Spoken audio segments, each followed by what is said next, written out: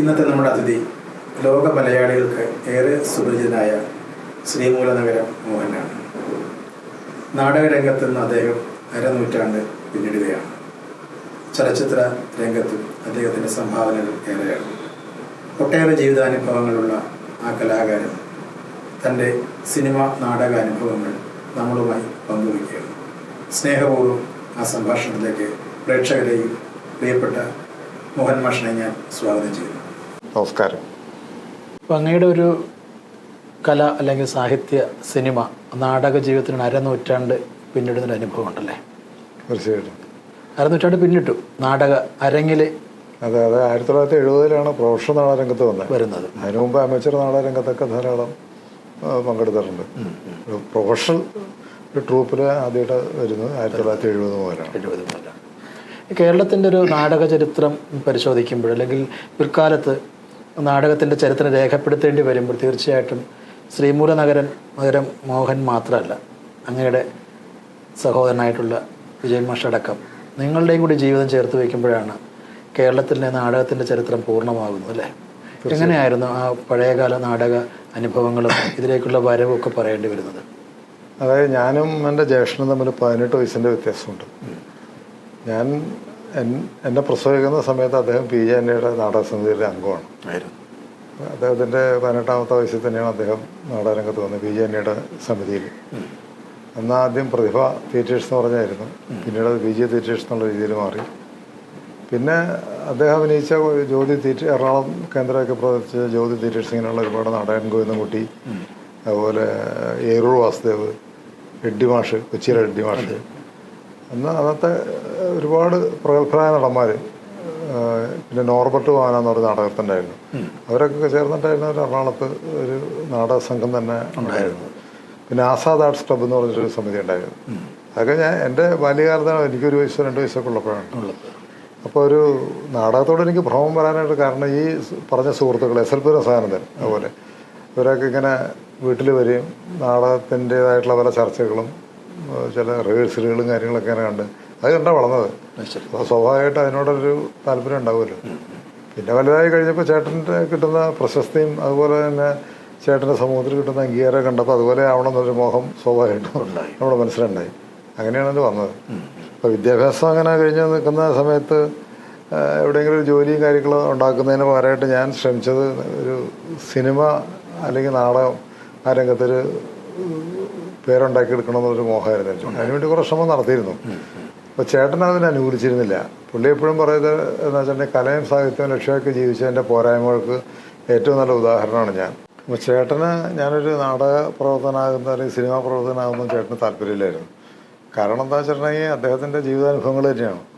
അദ്ദേഹം പലപ്പോഴും പറയാറുള്ളത് അങ്ങനെ കലയും സാഹിത്യവും ലക്ഷ്യമാക്കി ജീവിച്ചതിൻ്റെ പോരായ്മകൾക്ക് ഏറ്റവും നല്ല ഉദാഹരണമാണ് ഞാൻ.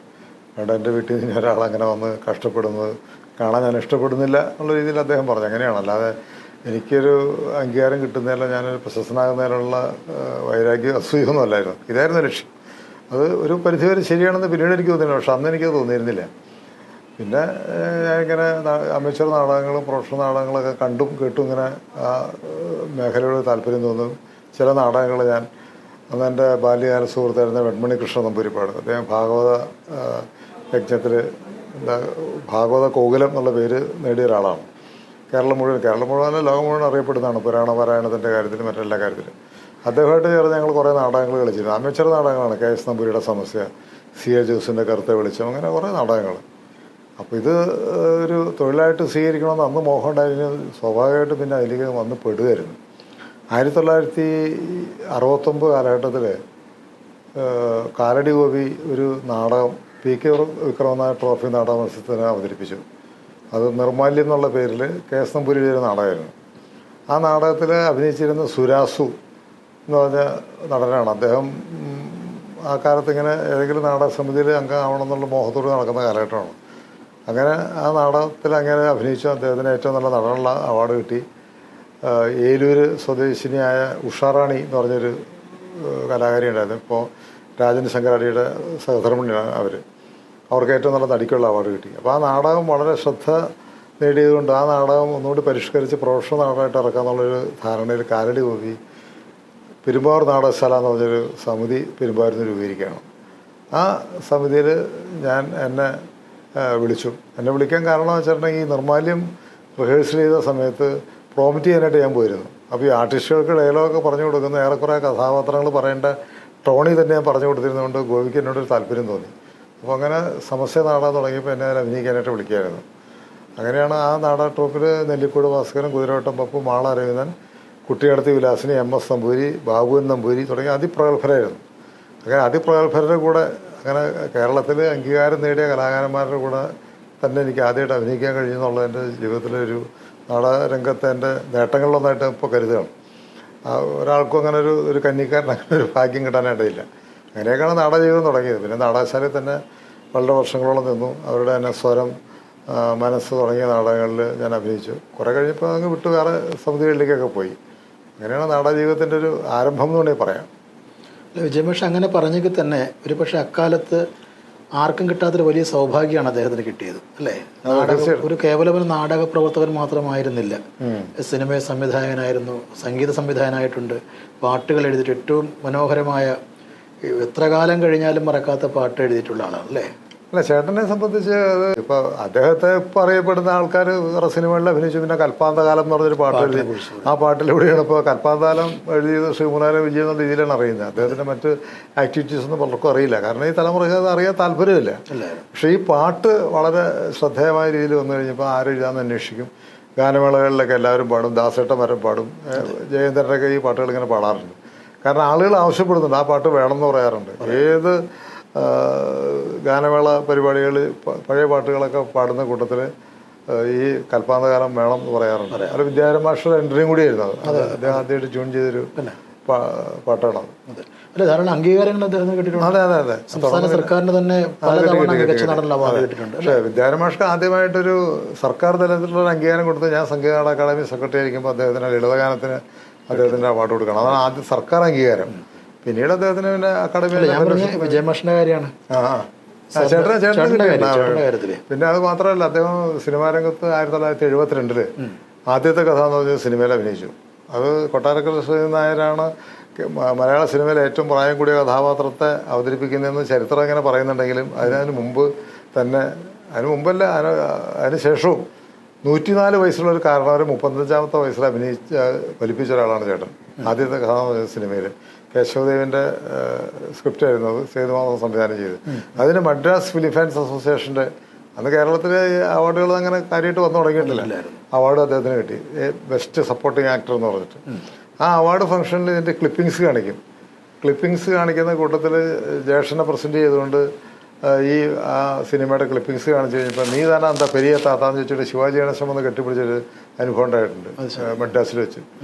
അതൊക്കെ വലിയ അംഗീകാരമാണ്. ഒരു ശരിക്കും പറഞ്ഞൊരു ഓസ്കാർ അവാർഡ് കിട്ടുന്ന പോലെയുള്ള ഒരു അംഗീകാരമാണ്. ശിവാജി ഗണേശനെ പോലുള്ള ആളുകൾ വന്ന് നിങ്ങളുടെ കഴിവിനെ അംഗീകരിക്കുന്നു എന്ന് പറയുന്നത്, അല്ലെങ്കിൽ അഭിനന്ദിക്കുന്നു എന്ന് പറയുന്നത് വലിയൊരു അംഗീകാരം തന്നെയാണ് അദ്ദേഹത്തെ സംബന്ധിച്ച്.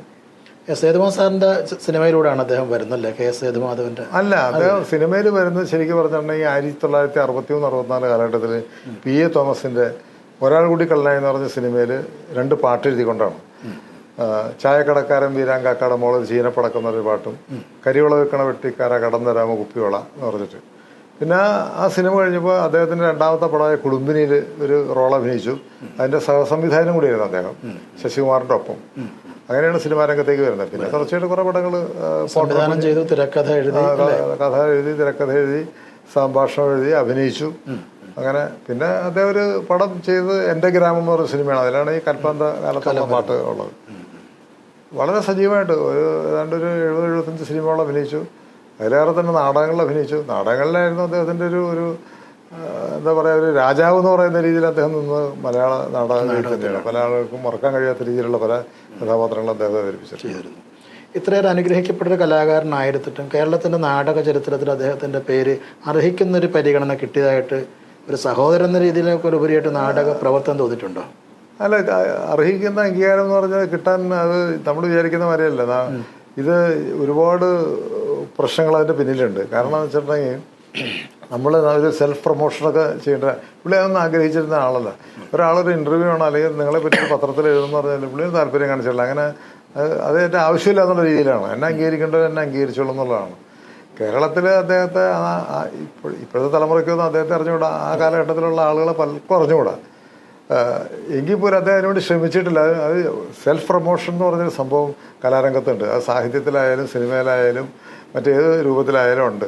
അത് അതിന് താല്പര്യപ്പെട്ടുന്ന ആളായിരുന്നില്ല അദ്ദേഹം. എന്തുകൊണ്ടാണ് അദ്ദേഹം ഒരു വേണ്ടാന്നൊരു നിലപാട് സ്വീകരിക്കാനുള്ള കാര്യം? എന്താണെന്നറിയില്ല. അതങ്ങനെ ചില ആളുകളുടെ ക്യാരക്ടർ അങ്ങനെയാണല്ലോ.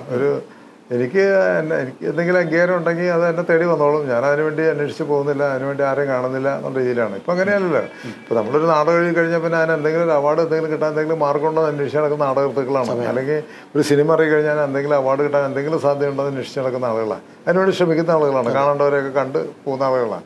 അന്നങ്ങനെ ഒരു ഇതുണ്ടായിരുന്നില്ല. അതാണ് ആ തലമുറയിൽപ്പെട്ടപ്പോൾ അദ്ദേഹത്തിൻ്റെ കൂടെ ഉണ്ടായിരുന്ന ഒരുപാട് നാടകന്മാരുണ്ട്. വർഗീസ് തിട്ടൽ, ഒരു K Surendran, P G Antony അല്ല പി ജി ആൻ്റണി, അങ്ങനെയുള്ള ആളുകളൊക്കെ ഉണ്ട്. അവരിതിപ്പോൾ ഈ ആർക്കറിഞ്ഞുകൂടാ മനോഹരമായ കഥാപാത്രം. അബൂബക്കർ പിന്നെ സിനിമയിൽ വന്നുകൊണ്ട് നവാസിൻ്റെയും അവരുടെയൊക്കെ വാപ്പയായതുകൊണ്ട് അവരുടെ പേര് പറയുമ്പോൾ അദ്ദേഹത്തിൻ്റെ പേര് പറയുന്നതല്ലാതെ അബൂബക്കർ എന്ന് പറഞ്ഞാൽ നടൻ്റെ സിദ്ധികൾ കണ്ട് അന്ന് ആ തലമുറ കണ്ടിട്ടുണ്ട്. ഇപ്പം ആർക്കും അറിയില്ല. പിന്നെ അദ്ദേഹം വാത്സല്യം എന്ന് പറഞ്ഞ സിനിമയിലൊക്കെ അഭിനയിച്ചപ്പോൾ അദ്ദേഹം മനസ്സിലുണ്ട്, പറയണം അബൂബക്കർ ആ സിനിമയിൽ ഇന്ന കുഞ്ഞമ്മ റോൾ അഭിനയിച്ചാണെന്ന് പറയുമ്പോഴാണ് അദ്ദേഹത്തെ കിട്ടുന്നത്. അവിടെയാണ് അതിൻ്റെ പ്രശ്നം. അത് വലിയ പരിമിതികളാണ്. പിന്നെ നാടകം എന്ന് പറഞ്ഞിട്ടുണ്ടെങ്കിൽ കണ്ടങ്ങ് പോവുകയാണല്ലോ. സിനിമ എന്ന് പറഞ്ഞൊരു റെക്കോർഡായിട്ട് അവിടെ ആലേഖനം ചെയ്ത് വെച്ചുകൊണ്ട് എപ്പോഴെങ്കിലും ഒരിടത്ത് കാണാം, ആളെ വിലയിരുത്താൻ സാധ്യതകളുണ്ട്. നാടകത്തിനത് ഉണ്ടായിരുന്നില്ല. കണ്ട് പാഞ്ഞു പോവാണ്.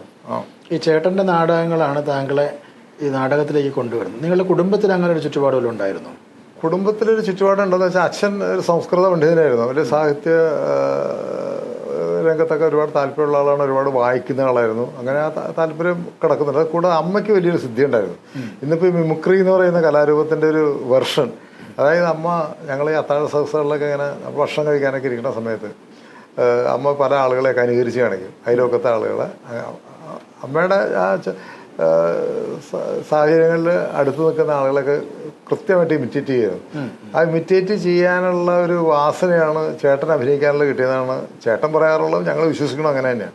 അപ്പം അമ്മ അതങ്ങനെ അമ്മയ്ക്ക് ഒരു 96-ാമത്തെ വയസ്സിലാണ് അമ്മ മരിക്കുന്നത്. ഒരു 90 വയസ്സ് വരെ അമ്മ ഈ പല ആളുകൾ ഇമിറ്റേറ്റ് കാണിക്കും. ഞങ്ങളൊരു ചിരിക്കും. അതുപോലെ നമ്മളിങ്ങനെ കണ്ണടച്ച് നിൽക്കുകയാണെങ്കിൽ അവരാണ് സംസാരിക്കണമെന്ന് തോന്നും. അങ്ങനെയുള്ള ചില സിദ്ധികൾ അമ്മയ്ക്ക് ഉണ്ടായിരുന്നു. അത് ചില പാരമ്പര്യമായിട്ട് വന്നാണെന്ന് കരുതുന്നു. അങ്ങനെ ആയിരിക്കും. അതാവാനേ വഴിയുള്ളൂ. അങ്ങ് ഈ സിനിമയിലേക്ക് വരുന്നത് എങ്ങനെയാണ്? സിനിമയുടെ ഒരുപാട് തവണ പറഞ്ഞു പോയ കാര്യമാണെങ്കിൽ പുതിയ പ്രേക്ഷകർക്കും പുതിയ തലമുറയ്ക്കും സിനിമയിലേക്ക് വരാനുള്ള കാര്യം, ഞാൻ ഇങ്ങനെ ഈ നാടകത്തിലിങ്ങനെ തമ്പടിച്ച് നിന്ന കാലഘട്ടത്തിൽ അതുകൊണ്ടൊരു ശാശ്വതമായൊരു വരുമാനം ഉണ്ടാവില്ല എന്ന് പറഞ്ഞു. അപ്പോൾ ഞാൻ PSC ടെസ്റ്റൊക്കെ എഴുതിയിരുന്നു. ആ കാലത്ത് ടെസ്റ്റൊക്കെ എഴുതി പഠിക്കുകയൊക്കെ ചെയ്യായിരുന്നു. ഒരു ജോലി വേണം, ജോലിയുടെ കൂടെ നിന്നൊക്കെ കൊണ്ടുപോകാന്നുള്ള ആഗ്രഹമായിരുന്നു.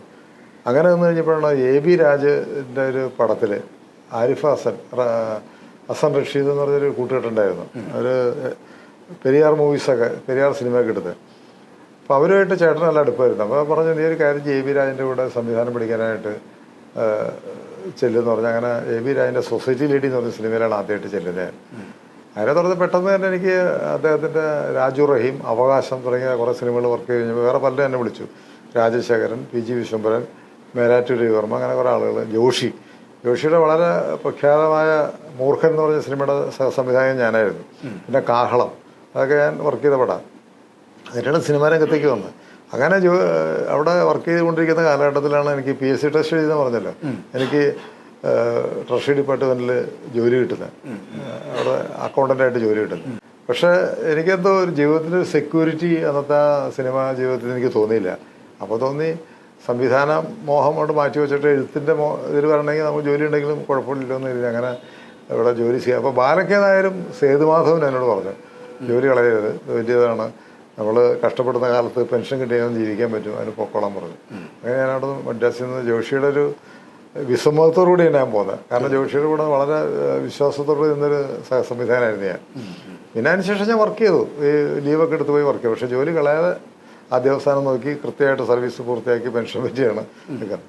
അതോടൊപ്പം തന്നെ ഈ ബന്ധങ്ങളെല്ലാം കൃത്യമായിട്ട് ഞാൻ സൂക്ഷിക്കുമായിരുന്നു കേട്ടോ. അതുകൊണ്ടാണ് പിന്നെ ഇപ്പോഴും ഞാൻ അത്ര സജീവമല്ലെങ്കിലും സജീവമാണെന്ന് തോന്നാവുന്ന രീതിയിൽ ഇപ്പോൾ മേഖലയിൽ പ്രവർത്തിക്കാൻ കഴിഞ്ഞു. മാക്ടയുടെ ട്രഷറായിട്ട് ഒരു 3 ടൈമിൽ ഞാൻ വന്നു. ഇപ്പോൾ ഫെഫ്ക റിറ്റേഴ്സ് യൂണിയൻ്റെ റൈറ്റേഴ്സ് യൂണിയൻ്റെ ട്രഷറായി. പിന്നെ ഒരു പല പ്രാവശ്യവും ആക്ടയുടെ എക്സിക്യൂട്ടീവ് അംഗമായിട്ടും പല പ്രവർത്തനങ്ങളിലായിട്ടും സജീവമായിട്ട് നിൽക്കാൻ കഴിയുന്നത് കൊണ്ടാണ്. ഒരു സാധാരണ ചലച്ചിത്ര പ്രവർത്തകനേക്കാളേറെ ചലച്ചിത്ര മേഖലയിൽ ആദരിക്കപ്പെടുന്ന ഒരാളാണ്, അല്ലെങ്കിൽ ബഹുമാനിക്കപ്പെടുകയും അങ്ങയുടെ വാക്കുകൾക്ക് വില കൽപ്പിക്കപ്പെടുന്നൊരു അവസ്ഥയുണ്ട്. പൊതുവെ സിനിമാക്കാർക്കിടയിൽ അങ്ങനെ ഒരു ആദരവ് സ്നേഹമൊക്കെ ഇല്ല എന്നൊക്കെ ഒരു തോന്നലും അല്ലെങ്കിൽ അങ്ങനെ ഒരു ആക്ഷേപം നിലനിൽക്കുമ്പോഴാണ് അങ്ങേപ്പോലെയുള്ള ആളോടൊക്കെ അപ്പോൾ ആദരവോട് പെരുമാറുന്നൊക്കെ പലപ്പോഴും കണ്ടിട്ടുണ്ട്. എന്തുകൊണ്ട് അങ്ങനെ ഒരു ആദരവ് പിടിച്ചു പറ്റാൻ പറ്റുന്നത്? അല്ല, അത് എൻ്റെ ഒരു അവരോടുള്ള സമീപനം കൊണ്ട് തന്നെയാണെന്ന് ഞാൻ വിശ്വസിക്കുന്നത്. കാരണം ഞാൻ അത്ര ഇതൊരു നിർണായകമായ ഘടകമൊന്നുമല്ല മലയാള സിനിമയിലോ മലയാള നാടകവേദിയിലോ സാഹിത്യരംഗത്തൊന്നുമല്ല. വൻ തൂക്കുകളെല്ലാം വൻ മരങ്ങളെല്ലാം എന്നോട് വലിയ സ്നേഹം കാണിക്കുന്നുണ്ട്. ഇപ്പോൾ MT വാസുദേവൻ നായരെ പറ്റി പറയാം. MT വാസുദേവൻ നായർ 1970 ഓളവും തരും എന്ന് പറഞ്ഞ സിനിമയുടെ ഷൂട്ടിംഗ് ശ്രീമുഖനഗരത്ത് നടക്കുമ്പോൾ ഞാൻ അദ്ദേഹത്തെ കണ്ടത്. പിന്നെ പല ഘട്ടങ്ങളിലും അദ്ദേഹത്തോട് അടുത്ത് പെരുമാറുന്ന ചില കാര്യങ്ങൾ വന്നിട്ടുണ്ട്. ഞാൻ അദ്ദേഹത്തിൻ്റെ അടുത്ത് നിർമ്മാല്യം സിനിമ ഷൂട്ട് ചെയ്യുന്ന കാലത്ത് അദ്ദേഹത്തോട് ഞാൻ എൻ്റെ ഒരു മോഹം പറഞ്ഞു. അപ്പോൾ പുള്ളി എന്നോട് പറഞ്ഞൊരു കാര്യം ചെയ്യും, കുറച്ച് കഴിയട്ടെ നമുക്ക് ചെയ്യാം, സിനിമയൊക്കെ ഇനിയും വരികയല്ലേ, നിർമ്മാല്യത്തിൽ കുറേ ആളുകളായി. എന്ത് മോഹമാണ്, എന്താണ് ചോദിച്ചത് അദ്ദേഹത്തിന്? എന്ത് മോഹം പറഞ്ഞു പറഞ്ഞാൽ? അല്ല, ഞാൻ പറഞ്ഞത് എനിക്ക് സിനിമാ രംഗത്ത് ഇങ്ങനെ സംവിധാനം പഠിക്കാൻ ആഗ്രഹമുണ്ടായിരുന്നു. ചേട്ടൻ്റെ അടുത്ത് തന്നെ നിൽക്കണമെന്ന് ആണോ, വരട്ടെ ഞാനിനിയും പടങ്ങൾ ചെയ്യാം, നമുക്ക് ചെയ്യാമെന്ന് പറഞ്ഞു. പക്ഷെ പിന്നീട് ഞാൻ ചോദിച്ചിട്ടില്ല. പക്ഷെ അദ്ദേഹത്തിൻ്റെ പല പ്രോജക്റ്റുകൾ, ഇപ്പോൾ കന്യാകുമാരി എന്ന് പറഞ്ഞ സിനിമ അദ്ദേഹം സേതുമാധവനെ കൊണ്ട് സംവിധാനം ചെയ്ത കാലത്ത് അദ്ദേഹം ആലുവ പാലസിൽ സേതുമാധവനെ കാണാൻ വന്നു. അപ്പോൾ എന്നോട് പറഞ്ഞ ആ സ്ക്രിപ്റ്റ് ഒന്ന് വായിക്കുന്നു പറഞ്ഞു. വായിക്കാൻ പറഞ്ഞ ആ സ്ക്രിപ്റ്റ് വായിച്ചു വെച്ചാൽ അതിമനോഹരമായ സ്ക്രിപ്റ്റ്. അപ്പോൾ എന്നോട് പറഞ്ഞതിൽ തൻ്റെ ഇപ്പോഴത്തെ കൺസെപ്റ്റിൽ ആരൊക്കെയാണ് ഇതിൽ അഭിനയിക്കേണ്ട ആളുകൾ എന്നൊന്ന് പറയാൻ പറഞ്ഞു, ലിസ്റ്റ് എഴുതി തരാൻ പറഞ്ഞു. അങ്ങനെ എഴുതി കൊടുത്തു. ഏറെക്കുറെ 1-2 കമലഹാസനെ റീത്ത ഭാദരി കഥാനായകനെ നായിക ഒഴിച്ചുള്ള ബാക്കി 2 പേരെ ഏറെക്കുറെ എൻ്റെ ഒരു ഇതിലാണ് ചെയ്തത്. അപ്പം അങ്ങനെ ചില വിശ്വാസങ്ങൾ അവർക്ക് എന്നിലുണ്ടായിരുന്നു. ഞാൻ പിന്നെ ഈ അവരുമായിട്ടുള്ള ബന്ധങ്ങളൊന്നും ഞാൻ ദുരുപയോഗപ്പെടുത്തിയിട്ടില്ല, അത് അവർക്കറിയാം. അതുകൊണ്ടാണ് എല്ലാ കാര്യങ്ങളിലും ഇടപെടിക്കുകയും. ഇപ്പോൾ മമ്മൂക്കയാണെങ്കിലും നല്ല സ്നേഹബന്ധങ്ങൾ ഞങ്ങൾ തമ്മിലുള്ളത്. അതുപോലെ പല സൂപ്പർ താരങ്ങളും എനിക്ക് ശേഷം ഇപ്പം എൻ്റെ ഒരു കാലഘട്ടത്തിന് ശേഷം വന്ന കുട്ടികളും എന്നോട് സ്നേഹം കാണിക്കുന്നുണ്ട്. അതെന്താണെന്ന് വെച്ചിട്ടുണ്ടെങ്കിൽ എൻ്റെ ഒരു ഈശ്വരാനുഗ്രഹം എന്ന് മാത്രമേ എനിക്ക് പറയാൻ പറ്റുള്ളൂ. MD കുറിച്ച് നമുക്ക് ഒരുപാട് ഓർമ്മകൾ പറയാനുണ്ട്. അദ്ദേഹത്തിൻ്റെ തീർത്ഥാടനം എന്ന സിനിമയിൽ അഭിനയിച്ചിട്ടുണ്ട്. അതിനുമുമ്പ് ഒരുപാട് സിനിമകളിൽ ഒരുമിച്ച് പ്രവർത്തിച്ചതായിട്ട് ഞാൻ കേട്ടിട്ടുണ്ട്. അദ്ദേഹം പൊതുവെ ഇങ്ങനെ പരിക്കനാണ്, അങ്ങനെ ഒരു സൗമ്യഭാവം അല്ലെങ്കിൽ ഒരു വാത്സല്യമൊന്നും കാണിക്കാത്ത ആളാണെന്ന പൊതുവെ ധാരണ. എങ്ങനെയാണ് നിങ്ങൾ അടുത്തിടപെടുമ്പോൾ MDയുടെ ഒരു സ്നേഹവാത്സല്യം? വെറുതെ പറയണ, MT ചിരിക്കാത്ത ആളാണ് അല്ലെങ്കിൽ ആരുമായിട്ട് അടുക്കാത്ത ആളാണെന്നൊക്കെ പറയും. ഞാനും MTയും കൂടി ഉള്ളൊരു ഫോട്ടോ ഉണ്ട് എൻ്റെ വീട്ടിലെ ഫ്രെയിം ചെയ്ത് വെച്ചിട്ടുണ്ട്. അപ്പോൾ ONVയും ചെമ്മനം ചാക്കും കൂടി ഒരു ദിവസം വീട്ടിൽ വന്നപ്പോൾ അദ്ദേഹം ഇങ്ങനെ ONVയും, അപ്പോൾ ഞാൻ അവർക്ക് ചായ എടുക്കാൻ വേണ്ടി അകത്തേക്ക് പോയ സമയത്ത് ഞാൻ തിരിച്ചു വരുമ്പോൾ പോർട്ടിക്കോയിലേക്ക് വരുമ്പോൾ ഇവർ രണ്ടുപേരുടെ ഈ ഫോട്ടോ ചൂണ്ടിക്കാണിച്ചിട്ട് എന്തോ ഇങ്ങനെ ചിരിക്കുക എന്തോ പറയുന്നുണ്ട്. എനിക്കത് കേട്ടില്ല. ഞാൻ ചോദിച്ചാൽ എന്താ സാറേ, എന്താ ONVയോട് ചോദിച്ചാൽ എന്താ സംഭവം എന്ന് ചോദിച്ചു. സാറ് ഈ ഫോട്ടോ ഇങ്ങനെ വല്ലാതെ നോക്കണുണ്ടല്ലോ എന്ന് പറഞ്ഞു. അപ്പോൾ എന്നോട് പറഞ്ഞു, മോഹൻ ഇതൊരു വല്ലാത്തൊരു ഫോട്ടോ ആണത്, വാസുവിൻ്റെ ഇങ്ങനെ ഒരു ഫോട്ടോ ഞാൻ കണ്ടിട്ടില്ല, 2 അത്ഭുതങ്ങളാണ് അതിൽ സംഭവിച്ചിരിക്കണേന്ന് പറഞ്ഞു. ഞാൻ വെച്ചാൽ എന്താ സാറിന് ചോദിച്ചു. അതായത് ഒന്ന്, വാസു ഒരാളുടെ തോളത്ത് കയറ്റുള്ളൊരു ഫോട്ടോ ഞാൻ കണ്ടിട്ടില്ല, അത് മോഹൻ്റെ തോളത്ത് കയറ്റിട്ടുണ്ട്. അതുപോലെ ചിരിച്ച് കൊണ്ടുള്ള ഫോട്ടോ ഉണ്ടല്ലോ, ചിരിച്ച് നിൽക്കുകയാണ് വാസു. അപ്പോൾ ഈ രണ്ടും കൂടി സമന്വയിച്ച ഒരു ചിത്രമാണ്. ഇതിന് വലിയ വാല്യൂ ഉണ്ട്, ഫോട്ടോ കളയലെന്ന് പറഞ്ഞു. വളരെ കളയില്ല, ഞാൻ ഇതുപോലെ സൂക്ഷിച്ചിട്ടുണ്ടെന്ന് പറഞ്ഞു. പക്ഷേ എന്നോട് അദ്ദേഹം തോളത്ത് കയറ്റുന്നത് മാത്രമല്ല, ഒരുപാട് രഹസ്യങ്ങൾ എന്ന് പറഞ്ഞാൽ വേറെ ആരോടും പറയാത്തതാണെന്ന് ഞാൻ വിശ്വസിക്കുന്ന ഒരുപാട് കാര്യങ്ങൾ അദ്ദേഹം എന്നോട് പറഞ്ഞിട്ടുണ്ട്. വീട്ടിലെ കാര്യങ്ങൾ, അതുപോലെ കുടുംബപരമായ ചില കാര്യങ്ങൾ, ചില സാഹിത്യകാരന്മാരായിട്ടുള്ള പുള്ളിയുടെ ചില അഭിപ്രായ വ്യത്യാസങ്ങൾ, പുള്ളി ചില കഥ എഴുതേണ്ട സാഹചര്യങ്ങൾ, ഇതെല്ലാം എന്നോട് പറഞ്ഞിട്ടുണ്ട്. എഴുതാൻ പോണ കഥ അദ്ദേഹം പല കത്തുകളൊക്കെ എപ്പോൾ ഞാൻ ഫോൺ ചെയ്താലും തിരിച്ചു വിളിക്കും. ആ സമയത്ത് അദ്ദേഹം ചിലപ്പോൾ രാവിലെയൊക്കെ വിളിക്കുമ്പോൾ യോഗയൊക്കെ ചെയ്യായിരിക്കും, അത് കഴിയുമ്പോൾ തന്നെ തിരിച്ചു വിളിക്കും. അല്ലെങ്കിൽ വേറെ ആണെങ്കിൽ അപ്പോൾ തന്നെ കട്ട് ചെയ്തിട്ട് കുറേ വേറെ ആരും കൊണ്ട് സംസാരിച്ചുകൊണ്ടിരിക്കുകയായിരിക്കും, അപ്പോൾ തന്നെ കട്ട് ചെയ്യും. അത് കഴിഞ്ഞാൽ അപ്പോൾ എനിക്കറിയാം ആരോടോ സംസാരിച്ചുകൊണ്ടിരിക്കും, അദ്ദേഹം എൻഗേജാണെന്ന് അറിയാം. കുറേ കഴിയുമ്പോൾ തിരിച്ചു വിളിക്കും. അങ്ങനെ ഒരു ബന്ധം അവസാനം വരെ സൂക്ഷിക്കേണ്ടായിരുന്നു അദ്ദേഹം. എന്താണെന്ന് ചോദിച്ചാൽ എൻ്റെ ഒരു സൗഭാഗ്യം, എൻ്റെ ഒരു ഈശ്വരാനുഗ്രഹം എന്ന് ഞാൻ വീണ്ടും പറയാൻ ആഗ്രഹിക്കുന്നതാണ്. മലയാള ചലച്ചിത്ര പ്രവർത്തകരെ സംബന്ധിച്ച് MDയുടെ കടുപ്പം കാണിക്കുക, ഈ MDയുടെ വാത്സല്യമൊക്കെ ഏറ്റുവാങ്ങുക എന്ന വലിയ സൗഭാഗ്യം തന്നെ അല്ലേ? അത് തീർച്ചയായിട്ടും. ഇപ്പോൾ എല്ലാവരും പറയും നിങ്ങൾ എന്താ എൻ്റെ കെമിസ്ട്രി ആണെന്ന് പറഞ്ഞു വെച്ചിട്ടുണ്ട്. ഇപ്പോൾ MT മരിച്ച് ഇതിൻ്റെ അനുശോചനം ഫെഫ്ക കൂടിയ സമയത്തും പലവരോട് സിബിയൊക്കെ എന്നോട് ചോദിച്ചിട്ടുണ്ട്, എന്താണ് നിങ്ങൾ തമ്മിലൊരു കെമിസ്ട്രി എന്താണെന്ന് ചോദിച്ചിട്ടുണ്ട്. എന്താണെന്ന് എനിക്കും അറിയില്ല, പറയാനറിയില്ല. അദ്ദേഹത്തിന് എന്തോ എന്നോടൊരു വാത്സല്യം തോന്നി, കഫ്കയുടെ മീറ്റിങ്ങിലും MD കാര്യം പറയുമ്പോൾ മനസ്സ് വിതമ്പി കാരണം അദ്ദേഹത്തിൻ്റെ ഒരു എന്നാ മീറ്റിങ്ങിൽ പ്രസംഗിക്കാനായിട്ട് വന്ന് എന്നോട് ഞാൻ ചെന്നപ്പോൾ തന്നെ ബി ഉണ്ണികൃഷ്ണൻ എന്നോട് പറഞ്ഞു, ചേട്ടനുണ്ടോ മൂന്നാമത് സംസാരിക്കണേ. ഞാൻ പറഞ്ഞു ഞാൻ സംസാരിക്കേണ്ട കാര്യമുണ്ട്. ചേട്ടൻ വേണം, ചേട്ടൻ സംസാരിക്കണം, ചേട്ടനാണ് മൂന്നാമത് സംസാരിക്കണേന്ന് പറഞ്ഞു. അപ്പോൾ ഞാനൊരു പ്രിപ്പറേഷൻ ഒന്നും ഉണ്ടായില്ല, എനിക്ക് സംസാരിക്കാനുള്ള താല്പര്യത്തിൽ ഞാൻ പോയതുപോലെ. പക്ഷേ എൻ്റെ ഓർമ്മയിൽ നിന്ന് ചിലത് പറയാനായിട്ട് തുടങ്ങിയപ്പോൾ തന്നെ ഞാൻ വളരെ ഇമോഷണലായി പോയി. എന്തോ ഞാൻ പറഞ്ഞു, എനിക്ക് പറഞ്ഞെന്താന്ന് ഇപ്പോഴും ഓർമ്മയില്ല. എന്തോ പറഞ്ഞു കഴിയുമ്പോഴേക്കും ഞാൻ പെട്ടെന്ന് വിങ്ങിപ്പൊട്ടി എനിക്ക് വാക്കുകളില്ലാതെ വന്ന് ഞാൻ പെട്ടെന്ന് സ്റ്റോപ്പ് ചെയ്ത് വരികയായിരുന്നു. അത് ആളുകൾക്ക് മനസ്സിലായത് എന്തോ ഞങ്ങൾ തമ്മിലൊരു തീവ്ര ബന്ധം, ഒരു സൗഹൃദം ഉള്ളതുകൊണ്ടാണല്ലോ. നമ്മളിൽ നിന്ന് ഒരാൾ വേറെ പിരിഞ്ഞു പോകുമ്പോൾ ഒരു ദുഃഖം മനസ്സിൽ താങ്ങാൻ വയ്യാത്ത ആയതുകൊണ്ടാണ് അങ്ങനെ സംഭവിച്ചത്. അദ്ദേഹത്തിൻ്റെ ഡെഡ് ബോഡിയുടെ അടുത്ത് ഒരു മിനിറ്റ് നിന്നപ്പോഴേക്കും ഞാൻ ആകെ വല്ലാതെ ബാലേന്ദ്രൻ ചുള്ളിക്കാടും ഞാനും വ്യാസന ഇടവനക്കാടും കൂടിയാണ് ഫെഫ്കിക്ക് വേണ്ടി പോയത്. അപ്പോൾ ഈ വ്യാസന അത്രയേറെ ബന്ധമില്ലെങ്കിലും ബാലനൊക്കെ ആയിട്ട് നല്ല ബന്ധമാണ് അദ്ദേഹത്തിന്. പക്ഷേ ഞാൻ പെട്ടെന്ന് എമോഷണലായി ഇപ്പോൾ എന്താണെന്ന് ചോദിച്ചാൽ എങ്ങനെയാണ് ആ ബന്ധത്തിൻ്റെ ഒരു തീവ്രത ഞാൻ തന്നെ വിശ്വസിക്കുകയാണ്. ഭരണാനന്തര MD പലതരത്തിലുള്ള ആക്ഷേപങ്ങൾക്ക് അദ്ദേഹത്തിൻ്റെ ഒരു കുടുംബജീവിതത്തെക്കുറിച്ചും ദാമ്പത്യത്തെക്കുറിച്ചൊക്കെ പലതരത്തിലുള്ള സമൂഹ മാധ്യമങ്ങളിലൊക്കെ ആക്ഷേപങ്ങളൊക്കെ വരാറുണ്ട്. അദ്ദേഹത്തിൻ്റെ പഴയ മുൻ വരാറുണ്ട്, എപ്പോഴും വന്നുകൊണ്ടിരിക്കുന്നുണ്ട്. ഞാൻ പറയുന്നത് നമ്മളൊരു വ്യക്തിയെ സംബന്ധിച്ച് ഒരു വ്യക്തിയെ കാണുമ്പോൾ അദ്ദേഹത്തിൻ്റെ പേഴ്സണലായിട്ടുള്ള കാര്യങ്ങൾ, അദ്ദേഹത്തിൻ്റെ ഗാർഹികമായ പ്രശ്നങ്ങളിലേക്ക് നമ്മൾ തലയിടാറില്ല. അദ്ദേഹം കൂടെ പറയുകയാണെങ്കിൽ നമ്മളൊരു കമൻറ്റ് പറയാറുണ്ടെന്നുള്ള കവിഞ്ഞ് ഇപ്പോൾ അദ്ദേഹം ആദ്യ ഭാര്യ ഉപേക്ഷിച്ചതാണ് വലിയ ആരോപണമായിട്ട് പറയുന്നത്.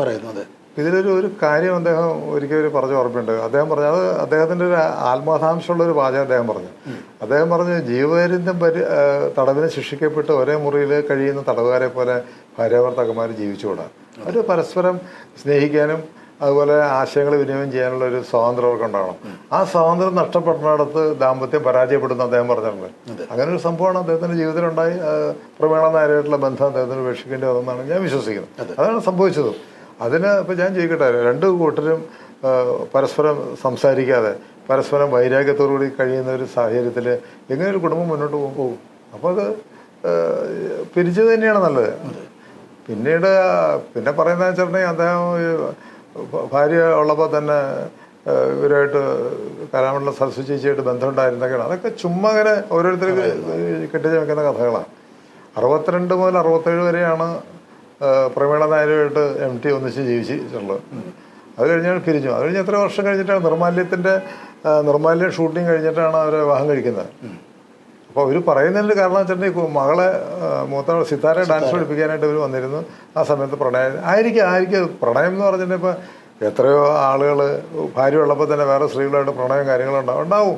അത് അങ്ങനെയുടെ സാഹിത്യപരമായ അല്ലെങ്കിൽ മറ്റ് സിനിമാ ജീവിതമായിട്ട് ബന്ധപ്പെടുത്തി ചിന്തിക്കേണ്ട കാര്യമില്ല. ഞാൻ വിശ്വസിക്കുന്നുമില്ല. ഇപ്പം എനിക്ക് ഒരുപാട് ഡ്രോബാക്സ് ഉണ്ടാവും. ഇപ്പം എൻ്റെ നാടകം കാണുന്ന ഒരാൾ അയാൾ അങ്ങനെയുള്ളൊരു കുഴപ്പമുള്ള ആളാണ്, അതുകൊണ്ട് ഈ നാടകം മോശമാണെന്ന് പറയുന്നതിൻ്റെ അർത്ഥമുണ്ടോ? അത് തന്നെ അത്രേ ഉള്ളൂ. MD ഒരു നല്ല കാലം എന്നൊക്കെ പറയുന്നത് അദ്ദേഹത്തിൻ്റെ എഴുത്തിന് നല്ല സൃഷ്ടികളൊക്കെ വന്ന കാലത്ത് പ്രമീള നായർക്കൊപ്പമായിരുന്നു. പിന്നീടുള്ള അവരുടെ MD സർഗാത്മക ജീവിതത്തിൽ ഏറ്റവും സ്വാധീനം ചെലുത്തിയിട്ടുള്ള സ്ത്രീ തീർച്ചയായിട്ടും മഞ്ഞ് എന്ന് പറയുന്ന നോവൽ ഇംഗ്ലീഷിലേക്ക് ട്രാൻസ്ലേറ്റ് ചെയ്ത അവരാണ്. അമേരിക്കയിൽ വെച്ചാണ് ആ ഇതിന്റെ പ്രകാശനം, മിസ്റ്റ് എന്ന് പറഞ്ഞ പുസ്തകം അമേരിക്കയിൽ വെച്ചാൽ പ്രകാശനം ചെയ്തപ്പോൾ പിന്നെ പ്രമീള നായർക്ക് കുറെ അമേരിക്കൻ ബന്ധങ്ങളുണ്ട്. അവരുടെ സഹോദരൻ അവരൊക്കെ അവിടെയായിരുന്നു. അപ്പോൾ ഇവരായിട്ട് തെറ്റിക്കഴിഞ്ഞ് കഴിഞ്ഞപ്പോൾ പെട്ടെന്ന് അമേരിക്കയിലേക്ക് പോയി മാളെ കൊണ്ടുപോയി മാളെ അവിടെ പഠിപ്പിച്ചു. അവിടെ ഒരു മഹാരാഷ്ട്രക്കാരനായിട്ട് ആ കുട്ടി പ്രണയത്തിലെ വിവാഹം കഴിച്ചു കൊടുത്തു. അതിനൊക്കെ MT സഹകരിച്ചിരുന്നു. അതെ, വീടിന് പോലും സിത്താര എന്ന പുള്ളി പേരിട്ടെന്ന്. വീടിന് സിത്താര എന്നാ പേരിട്ടു. പിന്നെ വേണമെങ്കിൽ മാറ്റാമല്ലോ, അശ്വതി എന്ന് വേണമെങ്കിൽ ഇടാം. രണ്ടാമത്തെ മോളുടെ പേര് അശ്വതി എന്നാണ്. വേണമെങ്കിൽ ഇടാതൊന്നും ചെയ്തില്ല. അദ്ദേഹം സിത്താര എന്ന് തന്നെ. എന്തൊക്കെ പോയാലും അദ്ദേഹത്തിന്റെ രക്തത്തിൽ ജനിച്ചൊരു കുട്ടിയാണല്ലോ, സ്നേഹം ഉണ്ടാവില്ലേ. പിന്നെ ആ കുട്ടിയെ പ്രസവിച്ച അമ്മയോടൊരു ഉപേക്ഷിച്ച് പോയെങ്കിൽ പോലും അദ്ദേഹമായിട്ട് ഇടപെട്ട കുറെ നിമിഷങ്ങളുണ്ടല്ലോ, അതൊന്നും മനസ്സിൽ പോകില്ല. അപ്പൊ അദ്ദേഹത്തിന്റെ സിനിമകളിലൊക്കെ ചില ഇതുപോലുള്ള ചില സന്ദർഭങ്ങൾ ഉണ്ടാക്കിയിട്ടുണ്ട്. അക്ഷരങ്ങൾ, അതുപോലെ തന്നെ ആരൂഢം തുടങ്ങിയ സിനിമകളിലേക്ക് ഇങ്ങനെ ചില പരാമർശങ്ങൾ വന്ന് പോകുന്നുണ്ട് ഭാര്യ ഭർത്തൃ ബന്ധത്തെ പറ്റി. അവിടെയൊക്കെ അദ്ദേഹത്തിന് മനസ്സിൽ നീറ്റലുണ്ടാവും. ചില നീറ്റലുകൾ നമ്മൾ പുറത്ത് കാണിക്കാനായിട്ട് നമുക്ക് പറ്റില്ല. അതുകൊണ്ട് അങ്ങനെ ഒതുക്കി ജീവിക്കുന്നുണ്ടാവും എത്രയോ ആളുകൾ. എനിക്ക് MT മാത്രമല്ല, MTക്ക് ഒരുപാട് വേദനകളുണ്ടായിട്ടുണ്ട്. അച്ഛൻ സിലോണിലൊരു സ്ത്രീയായിട്ട് ബന്ധമുണ്ടായിരുന്നു. അതിലൊരു കുട്ടിയെ ഉണ്ടായിരുന്ന ഒരു പെൺകുട്ടിയെ വീട്ടിൽ വന്ന കഥയൊക്കെ അദ്ദേഹം എഴുതിയിട്ടുണ്ടല്ലോ, നിന്റെ ഓർമ്മയ്ക്ക് എന്ന് പറഞ്ഞ കഥ. അതൊക്കെ ഒരുപാട് അനുഭവങ്ങളുണ്ടാവും. അത് പിന്നെ അതെല്ലാം വളരെ പോളിഷ്ഡായിട്ട് ആണ് അത് കഥകളിൽ പറഞ്ഞു വെച്ചിരുന്നതാണ്. അതുകൊണ്ടാണ് എൻ്റെ ആത്മകഥ എഴുതാത്തതെന്ന് ചോദിച്ചപ്പോൾ എൻ്റെ എല്ലാ കഥകളിലും ഞാനുണ്ട്, പിന്നെ എൻ്റെ പക്ഷേ ഒരു MD ആത്മകഥ എഴുതാതിരിക്കുന്ന പ്രധാനപ്പെട്ട കാര്യം ഈ ഒരു ജീവിതത്തിന്റെ തുറന്നു പറച്ചിൽ വേണ്ടി വരും എന്നുകൊണ്ടാണെന്ന് ഇങ്ങനെ ഒരു ആക്ഷേപം പറയാറുണ്ട്. അല്ലാതെ ഉണ്ടാവും ചിലപ്പോൾ ഒരു പരിധി. പക്ഷെ ഇതൊക്കെ ഇതുപോലെ തന്നെ വേറിട്ട് പോകുന്ന ദാമ്പത്യത്തെ പറ്റിയൊക്കെ അദ്ദേഹം എഴുതിയിട്ടുണ്ട്. അവിടെയൊക്കെ ആ നിഴലുകളുണ്ട്. പ്രമീള നായരും അദ്ദേഹമായിട്ടുള്ള ബന്ധങ്ങളുടെയൊക്കെ ഒരു നിഴലുകൾ അതിലെല്ലാം വന്നിട്ടുണ്ട്. പിന്നെ അദ്ദേഹം അവർ മരിച്ചപ്പോൾ പോയില്ല എന്ന് പറയുന്നുണ്ട്. കാര്യം 2-3 കാര്യങ്ങളുണ്ട് അതിൽ. അദ്ദേഹം ഏതായാലും ഉപേക്ഷിച്ച ഒരാളാണ്, ഒരു സ്ത്രീയാണ്. പിന്നെ കാണാൻ പോകുമ്പോൾ അത് വലിയൊരു വാർത്തയായിട്ട് വരും.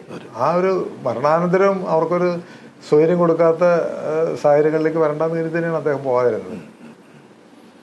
അതുപോലെ തന്നെ MDയുടെ രചനകളിൽ ഈ പറഞ്ഞൊരു സവർണ കുടുംബത്തിന്റെ സങ്കടങ്ങൾ, തകർന്നു പോയ നാലുകെട്ടിന്റെ രോദനങ്ങളൊക്കെയാണെന്നൊരു ആക്ഷേപമുണ്ട്.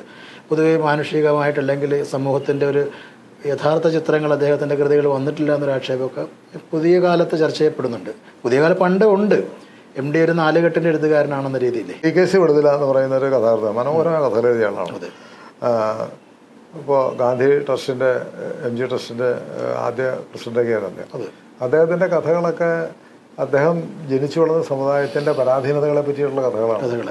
അപ്പം അദ്ദേഹം ഒരു പക്ഷേ ഇനി ഒരു നാലുകെട്ടിന്റെ കഥയോ അല്ലെങ്കിൽ ഒരു ബ്രാഹ്മണരുടെ കഥയോ അദ്ദേഹം എഴുതി കഴിച്ചിട്ട് അദ്ദേഹത്തിന് അത് ഉൾക്കൊള്ളാൻ പറ്റില്ല. കാരണം അദ്ദേഹം ജനിച്ചു വളർന്ന സാഹചര്യങ്ങളും അദ്ദേഹത്തിന്റെ മനസ്സിൽ പതിഞ്ഞിട്ടുള്ള ചില കാര്യങ്ങളെല്ലാം അദ്ദേഹം ഉൾക്കൊള്ളുന്ന സമുദായത്തിന്റെ കഥകളാണ്. അതുകൊണ്ട് അദ്ദേഹത്തെ ഈ ഒരു എന്താ പറയുക, ഒരു പട്ടികജാതി എഴുത്തുകാരെന്നുള്ള രീതിയിൽ അദ്ദേഹം വ്യാഖ്യാനിക്കുന്ന ആളുകളുണ്ട്. ഞാൻ തെറ്റാണെന്നാണ് പറയുന്നത്. ഇപ്പോൾ NP മുഹമ്മദ് അല്ലെങ്കിൽ വക്കി മുഹമ്മദ് ബഷീർ മുസ്ലിം കഥാകാരനാണെന്ന് പറയുന്നതിൽ എന്താ അർത്ഥമുള്ളത്? എത്രയോ കഥാപാത്രം. ഇപ്പോൾ സാറാമേ കേശവൻ നായർ പ്രേമലേഖനം എന്ന് പറയുന്നത് അതിൽ മുസ്ലിം കഥാപാത്രങ്ങളൊന്നുമില്ല. അത് പറയാനില്ല. എന്തെങ്കിലും മുസ്ലിം കഥാകാരൻ എന്നാണ് പറയണത്. മുസ്ലിം സമുദായത്തിൻ്റെ പോരായ്മകളും അതിൻ്റെ പരാധീനതകളും അതിൻ്റെ മിഴിവും എല്ലാം കാണിക്കുന്ന ഒരു കഥാകൃത്താണ്. അതുകൊണ്ട് മുസ്ലിം കഥാകാരൻ എന്ന് പറഞ്ഞാൽ അർത്ഥമില്ല. ഒരു കഥാകൃത്തിന് ആ സബ്ജക്റ്റ് അങ്ങർക്ക് അറിയാവുന്ന സബ്ജക്റ്റ് ആണെങ്കിൽ എഴുതാൻ പറ്റുള്ളൂ. ഇപ്പോൾ അന്റാർട്ടിക്കയിലൊരു കഥ എഴുതുമെങ്കിൽ അവിടെ പോകാതെ അല്ലെങ്കിൽ അവിടുത്തെ അനുഭവങ്ങൾ നമുക്ക് അറിയാൻ പറ്റില്ല. നമുക്കറിയുന്ന ലോകത്തെ പറ്റി. അതുകൊണ്ടാണല്ലോ MT പറഞ്ഞത് എന്താ അറിയപ്പെടാത്ത അത്ഭുതങ്ങളെ വഹിക്കുന്ന മഹാസമുദ്രത്തെക്കാൾ അറിയപ്പെടുന്ന എനിക്കറിയാവുന്ന നിളയാൻ ഇഷ്ടമെന്ന് പറയുന്നതിൻ്റെ കാര്യം അതാണ്. അദ്ദേഹത്തിന് അതാണ്. അപ്പോൾ അതുകൊണ്ട് അതിൻ്റെ കഥാകാരനാണെന്ന് പറയുന്നതിൽ അർത്ഥമില്ല. പുതിയ കാലത്ത് അങ്ങനെ ഒരു ചർച്ച പണ്ട് പോലെ ഉണ്ട്. അതിപ്പോൾ ഈ ക്ഷീരമുള്ള അകടിഞ്ഞു വീട്ടിലെ ചോര തന്നെ കൊതുകിന് കൗതുകം എന്ന് പറയുന്ന പോലെ അദ്ദേഹം ആരും എല്ലാം സ്ഥാപിക്കാൻ വേണ്ടി ശ്രമിക്കുന്ന ഒരു ഫോക്കസ് അതേത് സാഹിത്യകാരന്മാർക്കെതിരായിട്ടും എത്ര പ്രഗത്ഭനായാലും ഉണ്ടാവും. OV വിജയൻ്റെ കഥ ഖസാക്കിൻ്റെ ഇതിഹാസം ഏതോ ഗുജറാത്തിലെ ഒരു കഥയിൽ നിന്ന് മോഷ്ടിച്ചാന്ന് പറഞ്ഞിട്ട് ഒരു വലിയ ഇഷ്യൂ വന്നു. ഞാനങ്ങനെ പറയും, അത് പറഞ്ഞിട്ട് കാര്യമൊന്നുമില്ല. TKC വിടുതലുടെ കാര്യം പറയുമ്പോൾ ലോകകഥ സാഹിത്യത്തിൽ മലയാളത്തെ ഏറ്റവും മികച്ച കഥകളിലൊന്നും തിരഞ്ഞെടുക്കപ്പെട്ട ഒരാളായിരുന്നു. തീർച്ചയായും കഥകൾ. പക്ഷേ ഈ TKC ഈ പറഞ്ഞ പോലെ മനോഹരമായ കഥകൾ, ഇപ്പോൾ 2 തലമുറകൾ, ചങ്ങലക നുറങ്ങും, അങ്ങനെ ഒരുപാട് കഥകളുണ്ട്. ആ കഥകളൊന്നും തന്നെ ഈ മലയാളത്തിൽ സുവർണ കഥകളുടെ ഗണത്തിൽ വിട്ടിട്ടില്ല. അല്ല, അതില്ല എന്ന് പറഞ്ഞാൽ ശരി. ഇപ്പോൾ NBS ഒരു സീരീസ് ഇറക്കി, പ്രഗത്ഭരായ അവരുടെ തെരഞ്ഞെടുത്ത കഥകളെന്ന്. അതിൽ TKC വിടുതലുള്ള പുസ്തകമുണ്ട്, നന്നായിട്ട് ചിലവാകുകയും ചെയ്യുന്നുണ്ട്. പിന്നെ ഞാൻ പറഞ്ഞില്ലേ, ഈ ചില ആളുകൾ ഇപ്പോൾ FT വാസുദേവൻ നായർ എന്നുള്ളൊരു ഇത് അങ്ങേർക്ക് അങ്ങനെ വാസുദേവൻ എന്നുള്ള പേരിലാണ് സ്കൂളിലൊക്കെ ചേർത്ത്. പിന്നീട് അങ്ങനെ പല പേരുകളിലും കഥ എഴുതി. MT തെക്കേപ്പാട്ട്, വാസു കൂടല്ലൂർ, MT വാസുദേവൻ നായർ എന്ന് പറഞ്ഞൊക്കെ എഴുതിയത് ഏതാ ക്ലിക്ക് ചെയ്യണമെന്ന് അറിയാൻ വേണ്ടിയാണ്. അപ്പോൾ MT വാസുദേവൻ നായർ എന്നുള്ള ഒരു കഥ അച്ചടിച്ച് വന്നതിൽ തന്നെ വാസു കൂടല്ലൂർന്നും അതുപോലെ കഥയും കൂടി അതേ ലക്കത്തിൽ വന്നു. ഇത് മൂന്നാളെന്നുള്ള ധാരണയിൽ. അപ്പോൾ MT വാസുദേവൻ നായർ എന്ന് പറയുമ്പോൾ ഒരു പക്വതയും ഒരു പത്രാധികം അവർക്ക് തോന്നുന്നൊരു സംഭവം ഉണ്ടായിരുന്നു.